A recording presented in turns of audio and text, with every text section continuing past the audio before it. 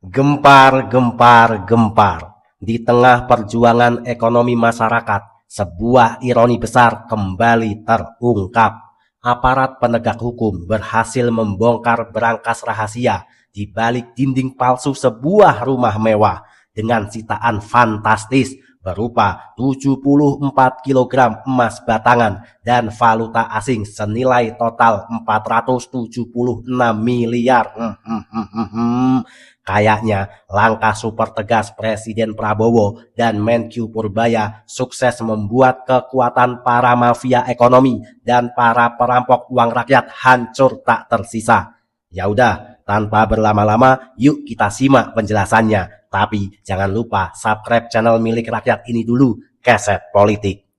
Jadi tempat itu tempat yang terlindung. Nah, baru tahu kan? Jadi korupsi itu terlindung. Sekarang saya buka aja itu. Ya, sekarang masuk aja. Teruskan pemeriksaan. Tidak ada, nggak ada. Mau orang Prabowo, bukan orang Prabowo dekat sama saya, yang nggak ada urusan. Kalau ada indikasi, terus periksa. Kalau kalian punya uang 476 miliar rupiah cash plus emas 74 kg, mau disimpan di mana? Di bank. Pasti dicurigai. Nah, mafia ekonomi kita punya trik yang lebih gila, disembunyikan di balik dinding palsu sebuah rumah mewah. Sementara kita ribet mikirin uang belanja besok, mereka bingung cara ngabisin uang haram yang tingginya bisa nenggelamin satu kabupaten kalau dibelikan kerupuk. Sekarang, pemerintah klaim udah nemu cara buat bikin mereka miskin sampai akar-akarnya lewat sistem digital.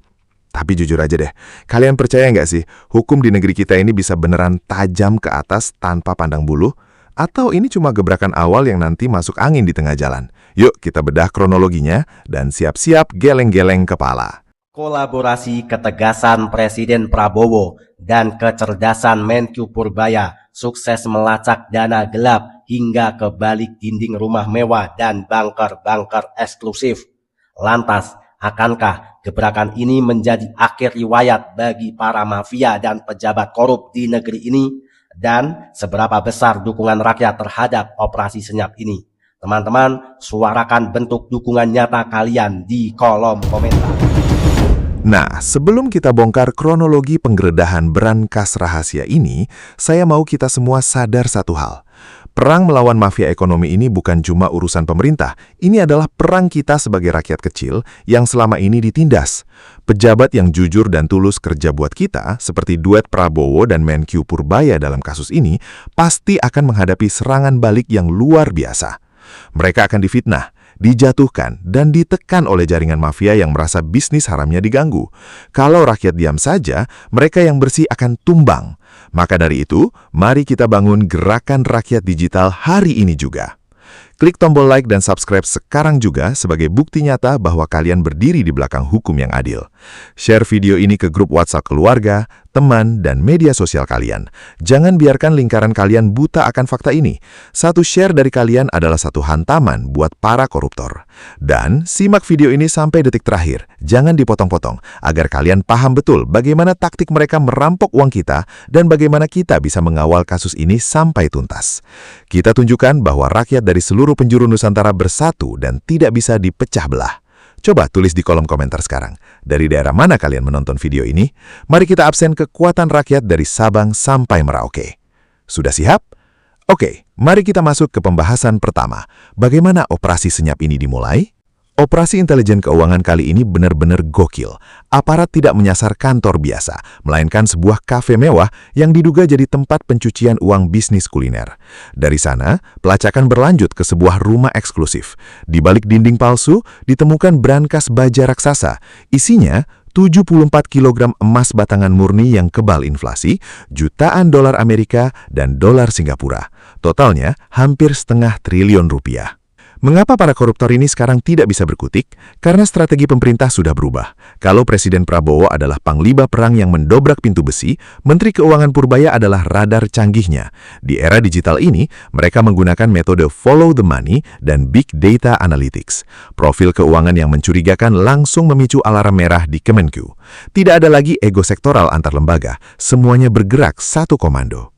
Bagi mafia ekonomi, hukuman penjara beberapa tahun itu cuma resiko bisnis kecil. Tapi kalau semua aset mereka disita dan dimiskinkan sampai akar-akarnya, itu adalah hukuman mati yang sesungguhnya bagi keserakahan mereka.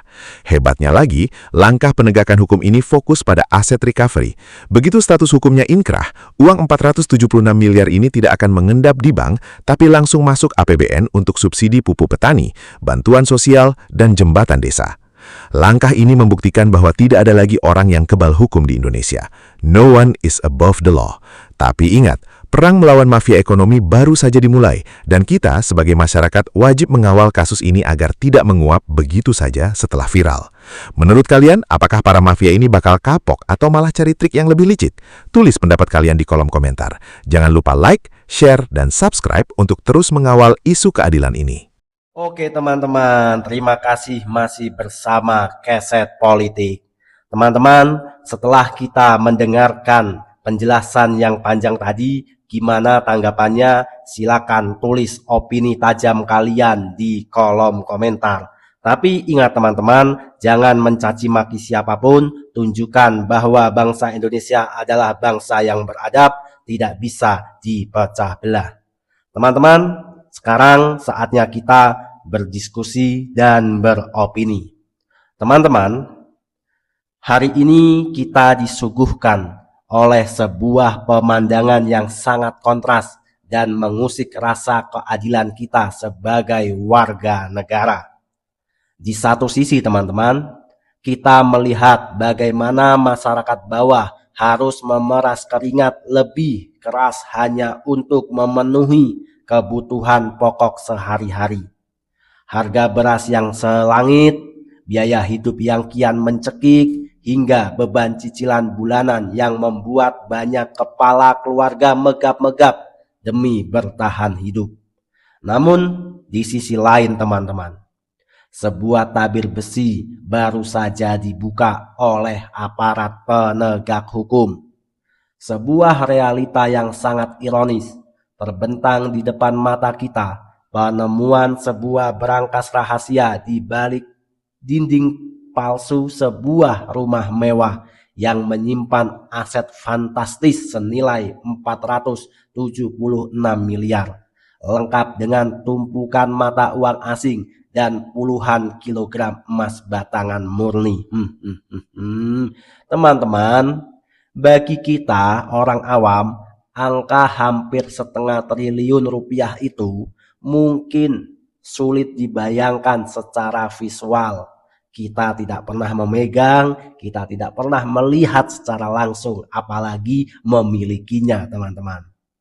Namun, jika kita konversikan ke dalam logika warung kopi, dana sebesar itu teman-teman bisa digunakan untuk membangun ratusan gedung sekolah dasar yang layak di daerah terpencil.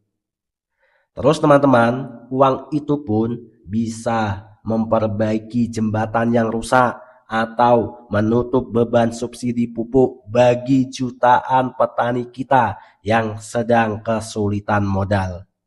Tapi teman-teman, ironisnya dana sebesar itu justru membeku dalam kegelapan sebuah bank rahasia hanya untuk memuaskan syahwat keserakahan segelintir oknum yang merasa diri mereka berada di atas hukum. Teman-teman, selama puluhan tahun, masyarakat seringkali bersikap skeptis terhadap pemberantasan korupsi. Ada persepsi kuat bahwa hukum di negeri ini tajam ke bawah tapi tumpul ke atas. Kita terbiasa melihat pencuri kecil dihakimi massa teman-teman. Sementara koruptor kelas kakap masih bisa melempar senyum lebar ke kamera sambil mengenakan rompi oranye, seolah-olah sedang menghadiri acara peragaan busana. Memang teman-teman, mereka tidak punya malu, tapi mereka pun hatinya tenang. Karena di penjaranya cuma sebentar dan mereka akan tetap kaya dari hasil jarahan uang rakyat. Teman-teman, namun apa yang terjadi belakangan ini menunjukkan pola yang sangat berbeda.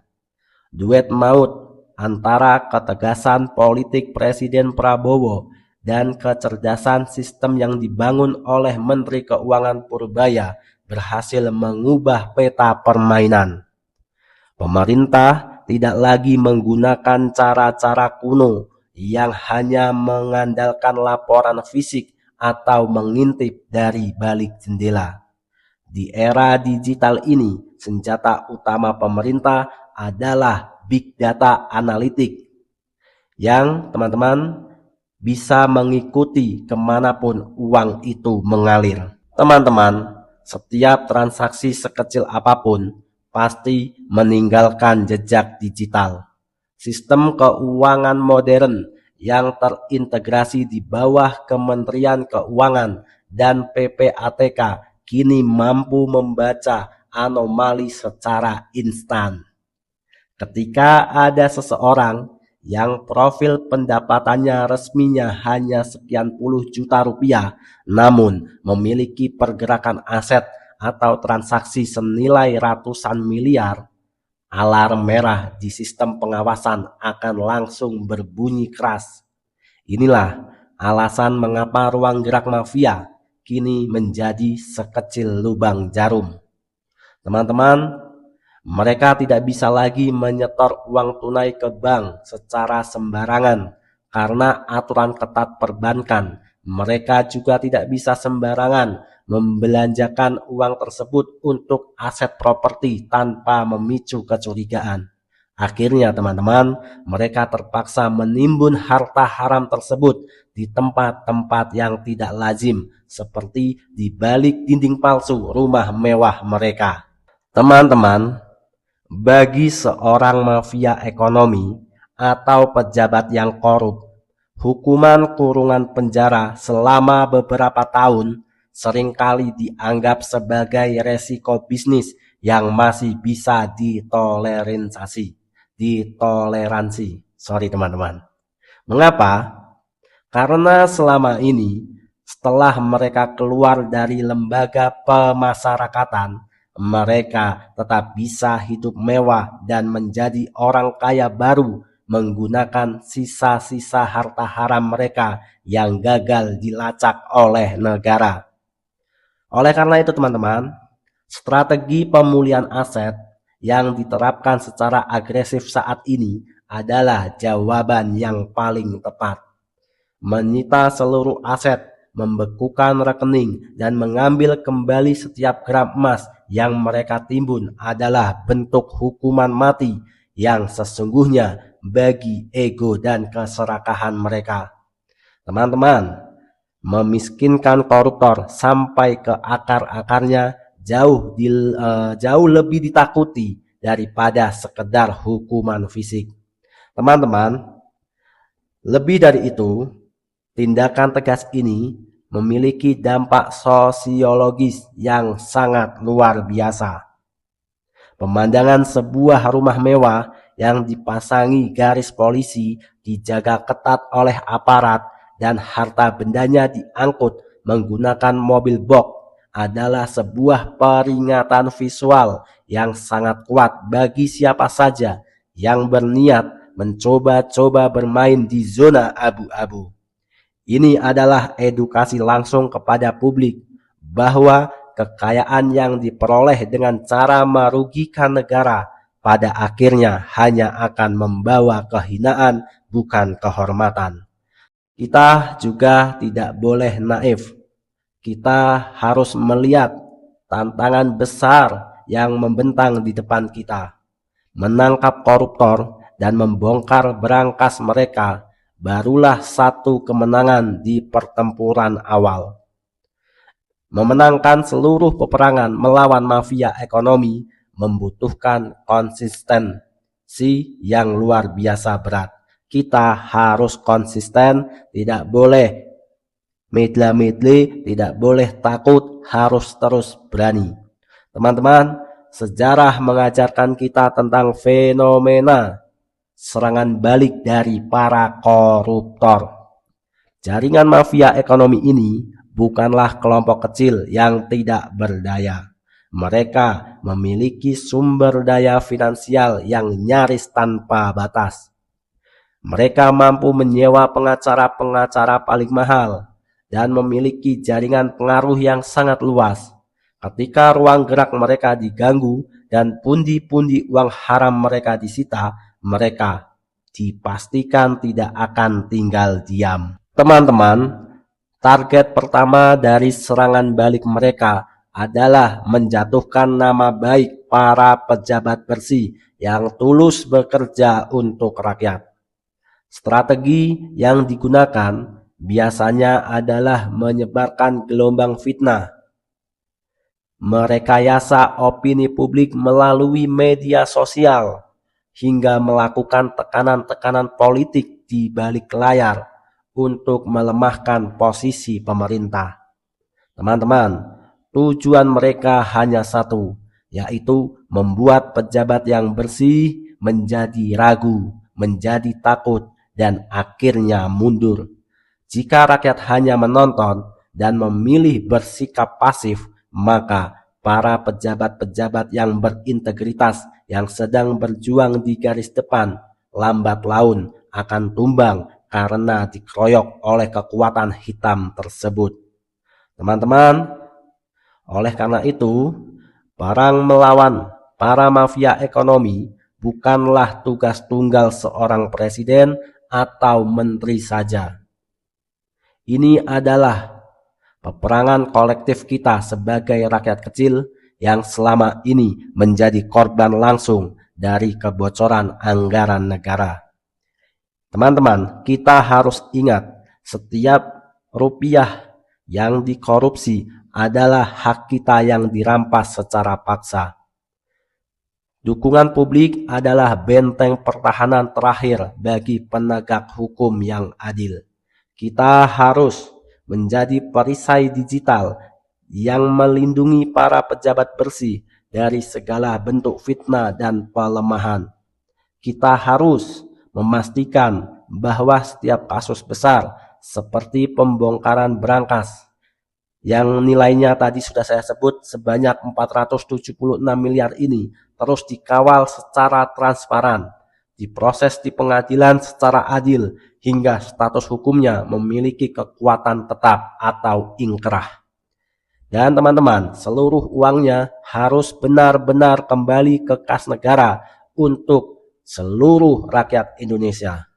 Teman-teman, jangan biarkan riuh rendah berita politik ini meredup lalu hilang begitu saja, tertutup oleh tren media sosial yang lain.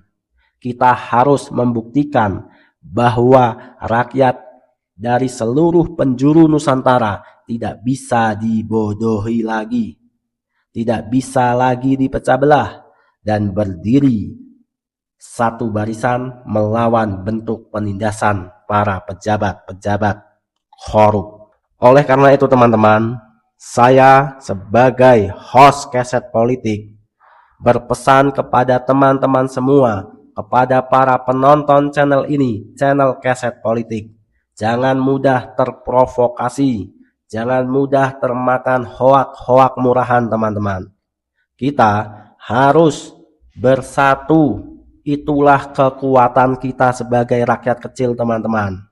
Teman-teman, jika ada penegak hukum tapi melanggar hukum, itu harus tetap dihukum. Tidak ada lagi yang kebal hukum. Di era Presiden Prabowo sudah sangat tegas, beliau membuktikan bahwa tidak ada yang kebal hukum. Walaupun dia orang terdekat presiden, tetap akan ditindak dan dibersihkan. Teman-teman, jangan mudah dibentur-benturkan antara rakyat dengan pemerintah. Ingat, negara yang kuat adalah negara yang rakyatnya percaya dengan pemerintahannya. Teman-teman, mengkritik pemerintah sangatlah boleh, tapi ingat, jangan mencaci maki, karena tidak ada gunanya teman-teman. Mengkritik pemerintah itu adalah bentuk cinta kita sebagai rakyat kepada negara, agar apa? Agar pemerintah tetap berjalan di jalan yang benar. Tapi kalau dengan cara mencaci maki, itu tidak ada gunanya, teman-teman. Itu hanya akan memunculkan perpecahan. Yang pro pemerintah pasti akan mencaci maki orang yang mencaci maki pemerintah. Dan sebaliknya seperti itu, teman-teman. Itu akan membuat sesama rakyat saling begaduh. Dan itulah yang diinginkan oleh para mafia-mafia dan pejabat korup. Agar apa? Agar pemerintah lemah, agar rakyat tidak fokus, tidak tahu kalau kekayaan alam Indonesia sedang dikuras dan dicuri. Teman-teman, mari kita melek politik, kita dewasa dalam menonton apapun yang ada di media sosial. Tetap gaungkan narasi persatuan dari kota sampai pelosok desa. Teman-teman, terima kasih sudah menyimak channel ini sampai sejauh ini. Jangan lupa dukung channel ini Keset Politik dengan cara like, comment, subscribe, dan bagikan video ini ke seluruh grup WhatsApp kalian agar lebih banyak masyarakat yang teredukasi dan lebih banyak masyarakat yang bersatu. Teman-teman, channel ini saya ciptakan, saya buat untuk tempat kita, rakyat kecil, warga sipil biasa, untuk bersuara, untuk beropini, untuk berdiskusi menggunakan akal sehat. Jadi teman-teman, silakan tulis tanggapan dan opini kalian di kolom komentar. Kita saling sapa, kita saling kenal. Mungkin ada saudara kita yang lagi di Sumatera, di Jawa, atau di Papua, atau di Indonesia bagian timur lainnya, atau bahkan lagi di luar negeri. Kita bisa saling sapa, kita tunjukkan kepada dunia bahwa bangsa-bangsa Indonesia, bangsa-bangsa Nusantara saling menjaga silaturahminya. Teman-teman, terima kasih yang sudah subscribe channel ini. Saya juga mendoakan yang sudah subscribe channel ini, semoga diberikan kesehatan, diberikan umur yang panjang, diberikan rezeki yang melimpah, dan apabila sedang sakit semoga diangkat penyakitnya. Yang belum bertemu jodoh semoga dipertemukan dengan jodohnya. Yang sedang terlilit utang semoga hutang-hutangnya segera lunas. Teman-teman, terima kasih, sampai berjumpa di video selanjutnya. Saya Irham, host Keset Politik, undur diri. Terima kasih, merdeka, merdeka, see you next time.